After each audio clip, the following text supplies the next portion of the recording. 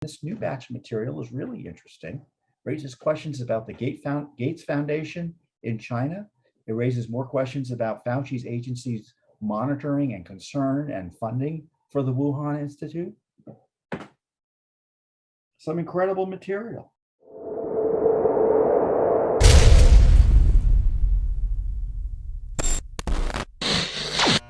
There is no one doing as much as Judicial Watch is doing here in Washington, D.C. to uncover what the government's up to. And it doesn't matter the topic. We're involved in Afghanistan. We're involved in elections. We're involved in Biden-gate, Obama-gate. You name it, we're doing the investigation. Of course, we're doing COVID and Wuhan, the Wuhan connection to COVID and Dr. Fauci, and doing some basic oversight as it relates to that. We've gotten documents that no one else has gotten as it relates to China and COVID and Fauci's agency. It's just been incredible. And we just received a new batch of documents. We filed a lawsuit and because the Fauci's agency violated the law in refusing to turn over documents. So the next time you see Fauci on television talking about how wonderful he is, or hearing others talk about how wonderful he is, you can recall, or you should recall, that they were hiding documents from the American people, namely Judicial Watch. And we're in federal court forcing them to turn over documents. These aren't voluntary disclosures. And we had asked for documents for records of communications, contracts, and agreements with the Wuhan Institute of Virology.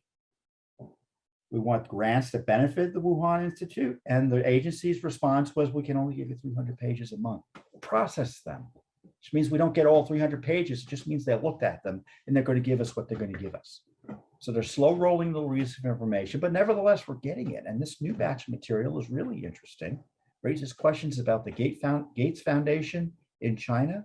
It raises more questions about Fauci's agency's monitoring and concern and funding for the Wuhan Institute. Some incredible material. Now, these are one of these releases where I'm going to give you the highlights here. I can't read it all.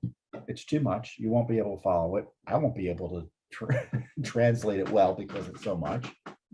But I encourage you to go directly to our website at judicialwatch.org to look at these new Wuhan documents, look at the release. And it's only, as I said, they only gave us 129 of the 300 pages they were supposed to review. So it isn't that much to review. But obviously, I can't go through all 129 pages with you here, but I can go through the highlights. And I encourage you as a citizen to track what your government's up to by looking at the documents yourselves.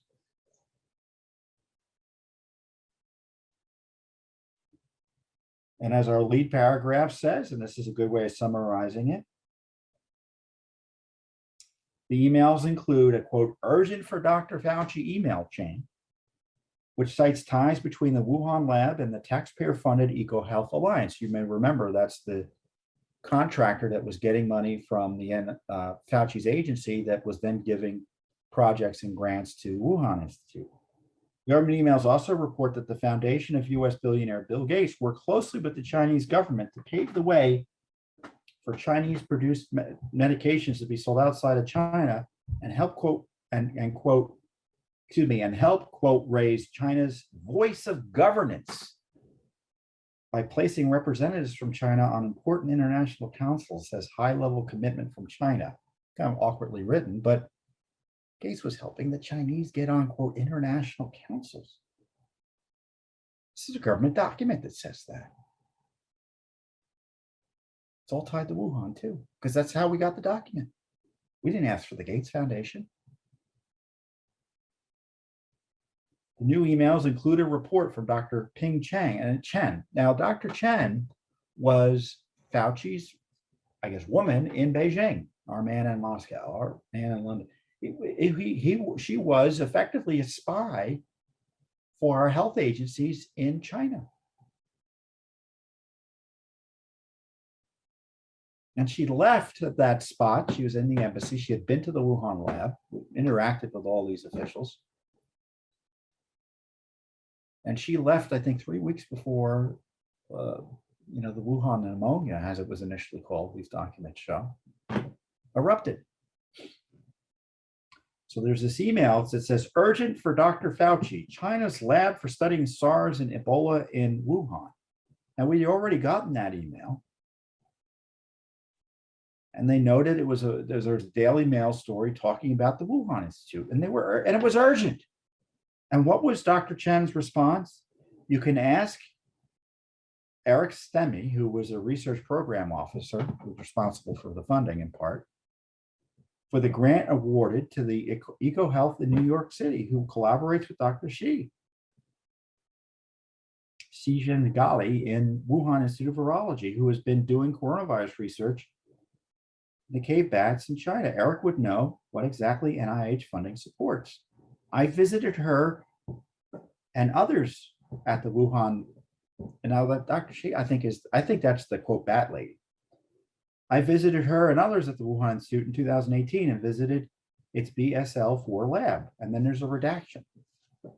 Also in 1983, NIH and Chinese Academy of Sciences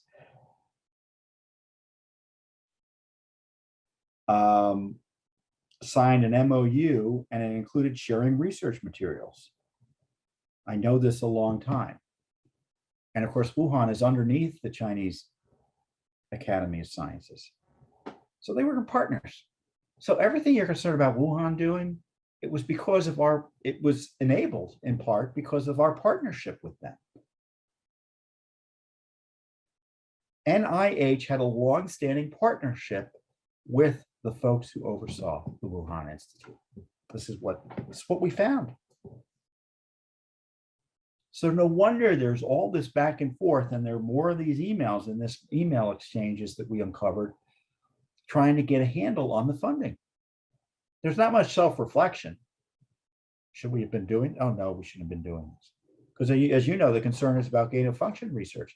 By the way, if you haven't, you should take a look at the Washington Post this week, who details how Francis Collins, who runs NIH, and Fauci, who runs the National Institute of Allergic and Infectious Diseases, which is within NIH, basically did an end run around requirements and changes to procedures to kind of curtail this gain of function and check this gain of function research, because it was so darn dangerous. And yet they did an end run around it. This isn't Dr. Rand Paul of the Senate going after Fauci on it. It's Washington Post documenting that Fauci has been misleading and or lying to you and to the Senate about his agency's support and promotion of gain of function research. This is separate and apart from Wuhan. Or one might argue. I think one really can't fairly argue that, given you'll see the interconnected web here. Or at least 18 studies that were gain of function over a period of years, according to the Washington Post. One of them, the notes were, or the Post reported, they said, this one thing that they were talking about publishing, I mean, if someone followed up on it, it could eliminate 60% of the population or something. It was like a 60% fatality rate. One of the gain of function designed viruses. Complete nightmare. Dangerous, dangerous stuff. So they had good reason to worry about what they were doing with Wuhan.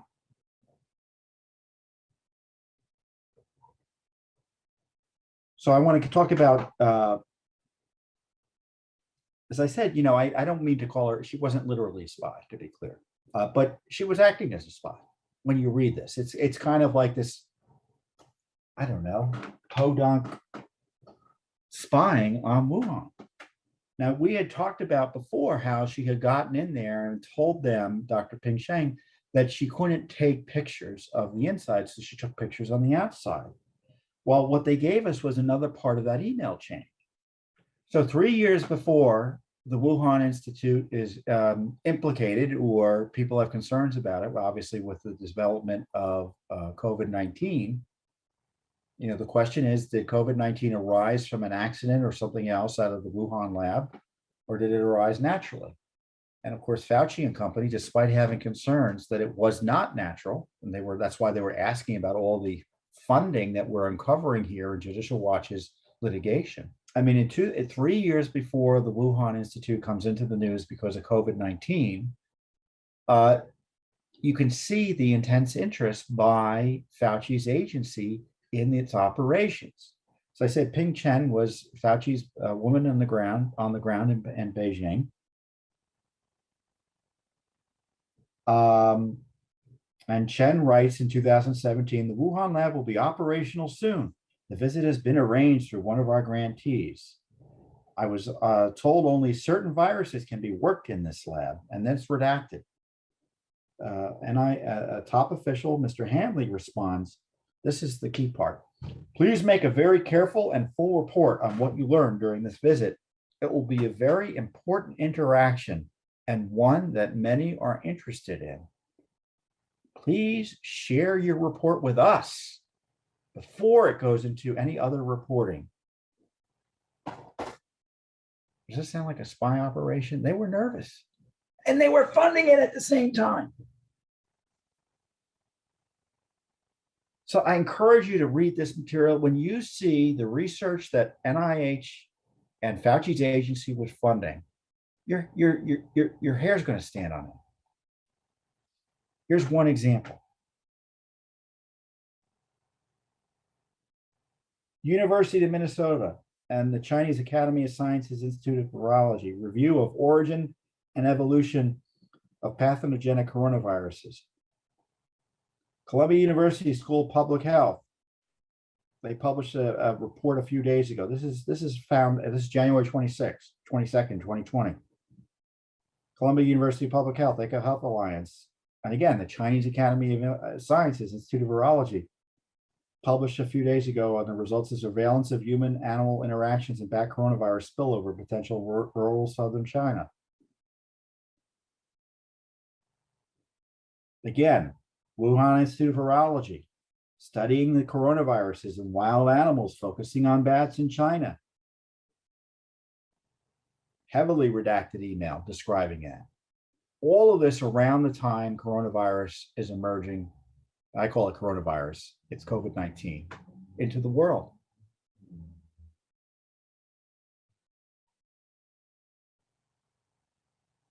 Now, next up is the Gates Foundation. I didn't know the Gates Foundation was going to be involved here. I know a lot of people are concerned about the Gates Foundation's oversized role in public health policy. Bill Gates knows as much about public health policy as I do. Now, that may be unfair to Bill Gates. Probably studies it a little bit more than I do, but you know what I mean. He's a computer guy. He's not a doctor. He's not a biologist. He's not an epidemiologist. He's a layman who has an interest in this area. And money that to spend on the issues he cares about can only be matched by government entities in terms of size, and not many. You'd have to go to, he probably has budgets bigger than many countries, his foundation. So they met with them in China.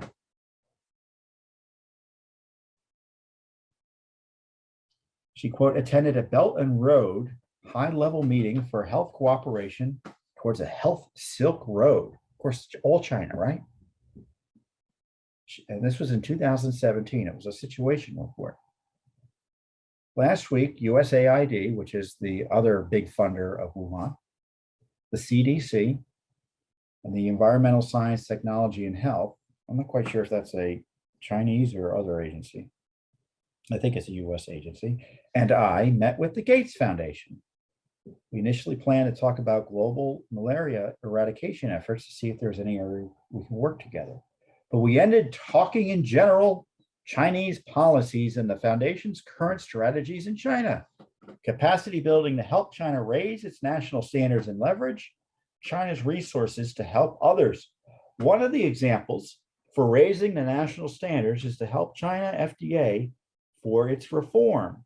Gates Foundation has managed to work out a mechanism with China FDA to provide funding to China FDA for placing experienced Chinese Americans who had worked at US FDA for many years to work in China FDA as senior consultants. On the approach for leveraging China's resources to help others, Gates Foundation is working with Chinese government on donations to its neighboring countries and African countries such as anti-malaria medications, bed nest diagnostics, etc. More specifically, it helps Chinese companies to gain pre-qualification of medications so that Chinese company manufactured drugs can be sold outside of China.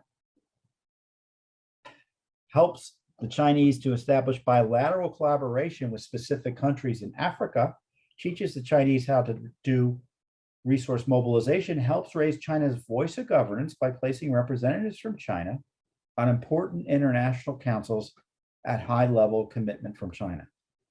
Well, how do you like them apples? The Gates Foundation is working hand in glove with the Chinese government to help advance its interests, increase its leverage, and talking about it with the Fauci's agency's person, Dr. Shen. So triple. So whenever you hear about the U.S. complain about China's health policies and FDA, I mean, we're working hand in glove. And the Gates Foundation is acting like as an agent for the country, it looks like. Is there going to be a Foreign Agent Registration Act investigation into Bill Gates given this document? I doubt it. It's pretty incredible. I don't know. We put this material out. I don't know if the Gates Foundation has responded to it, but I want an explanation.